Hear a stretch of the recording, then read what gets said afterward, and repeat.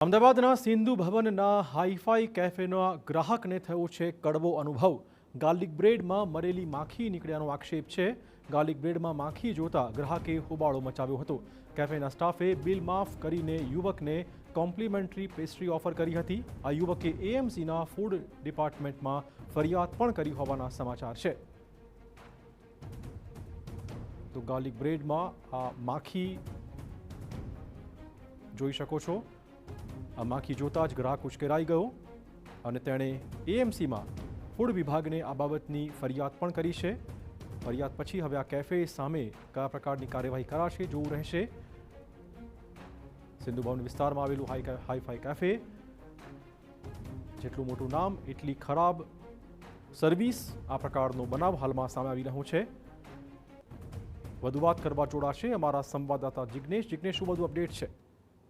ચિરાગ, જે પ્રકારે એક બે નહીં પરંતુ સંખ્યાબંધ રેસ્ટોરન્ટમાં આ પ્રકારની બેદરકારી સામે આવતી હોય છે, પરંતુ મહત્વની બાબત એ છે કે જે કાફેમાં લોકો મોંઘી રકમ આપે છે, ખૂબ જ મોટી રકમ આપે છે, પરંતુ તેમ છતાં ત્યાં બેદરકારી થાય તો ખૂબ જ શરમજનક ગણી શકાય।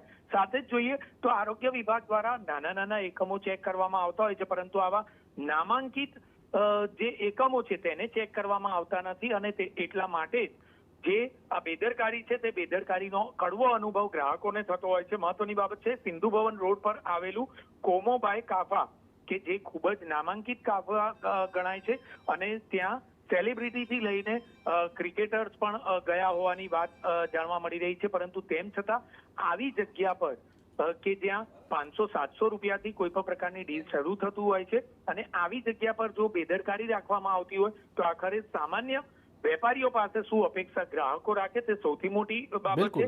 બીજી તરફ જોઈએ તો હેલ્થ વિભાગની ટીમ દ્વારા આ કિસ્સામાં તપાસ શરૂ કરવામાં આવી છે અને તપાસમાં આખરે કયા પ્રકારની બેદરકારી છે તે બાબતે કોઈક પગલાં લેવામાં આવશે, પરંતુ મહત્વની બાબત એ છે કે આવા નામાંકિત એકમોને માત્ર ને માત્ર નજીવી રકમની પેનલ્ટી કરવામાં આવતી હોય છે અને માત્ર કામગીરીનો દેખાડો કરાતો હોય છે, તે પણ બાબત નક્કી જ છે। ધન્યવાદ જિગ્નેશ, તમામ જાણકારી બદલ। સિંધુ ભવન રોડ પર આવેલા આ એક હાઈફાઈ કેફેમાં ગ્રાહકને થયો છે કડવો અનુભવ।